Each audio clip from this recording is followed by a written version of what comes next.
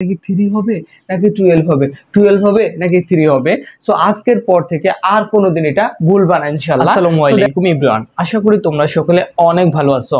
So আজকে আমরা যে টপিকটি পড়বো সেটি হচ্ছে জড়তার ভ্রামক, মোমেন্ট অফ ইনারশিয়া।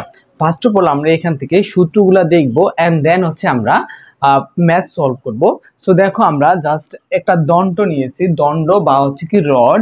এই রডের এক প্রান্ত দিয়ে এবং মধ্যবিন্দু দিয়ে দিয়ে গেলে তোমার হচ্ছে কোন সূত্রগুলো হবে সেই বিষয়টাই আমরা দেখব। তো ফার্স্ট অফ অল আমরা এইগুলার নাম হচ্ছে কি ভাইয়া দণ্ড বা হচ্ছে কি রড।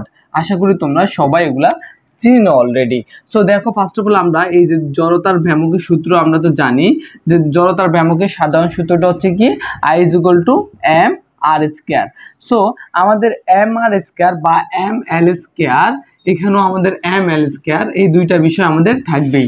দেন আমরা হচ্ছে একটা দাগ কেটে নিব, এখানেও আমরা 1 দিব, এখানেও আমরা 1 দিব। এখন তোমাদের যে প্যাচটা লাগে, অর্থাৎ এখানে কি 3 হবে নাকি 12 হবে, 12 হবে নাকি 3 হবে। সো আজকের পর থেকে আর কোনোদিন এটা ভুলবা না ইনশাআল্লাহ। সো দেখো এখানে আমরা এটা কি বলছি ভাইয়া, রড বলছি। এটার এক প্রান্ত দিয়ে এবং মধ্য প্রান্ত দিয়ে, দেখো আমরা যদি এটা দুইটা ভাগে ভাগ করি, এই পাশে থাকে 1, এই পাশে থাকে কত 12, ঠিক আছে। তাহলে আমরা এটা কোন বিন্দু দিয়ে নিছি বলো তো, আমরা নিছি মধ্যবিন্দু দিয়ে। আর মধ্যবিন্দু নিলে আমরা এখানে কত পাইছি 12। সো এটা হচ্ছে আমাদের মধ্যবিন্দুতে, সো এটা এখানে হবে আমাদের কত 12। আর দেখো এটা হচ্ছে আমাদের কোন প্রান্ত, এক প্রান্ত দিয়ে নিলে তো আর এটা কাটাকাটি হয় না, তার মানে এখানে কত থাকে আমরা এটা যোগ করব, যে 1 আর 2 কত ভাইয়া 3। সো আশা করি তোমরা হচ্ছে I is equal to 1/3 ml square বা I is equal to 1/12 ml square এই বিষয়টা সম্পূর্ণ ক্লিয়ারলি বুঝতে পেরেছো।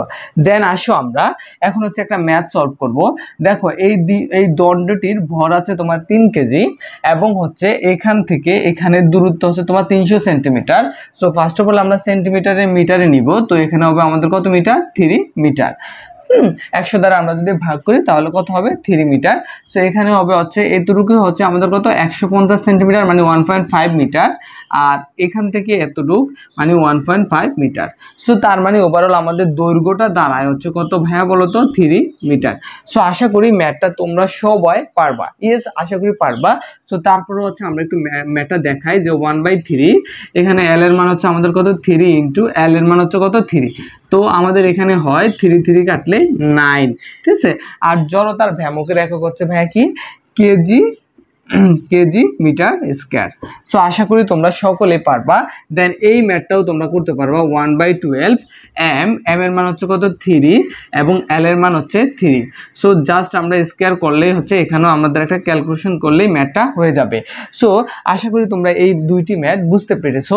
এখন আসে আমরা তোমাদের আরেকটি ম্যাথ দেই, যে এটা যদি 4 কেজি হয়, এটারও যদি 4 কেজি হয় এবং এটা দূরত্ব যদি 4 মিটার হয়, এটার দূরত্ব যদি 4 মিটার হয়, তোমরাই বলো তোমরা কি জড়তার ভ্রামক নির্ণয় করতে পারবে কিনা, এবং পারলে অ্যান্সারগুলো অবশ্যই কমেন্ট করে জানাবা।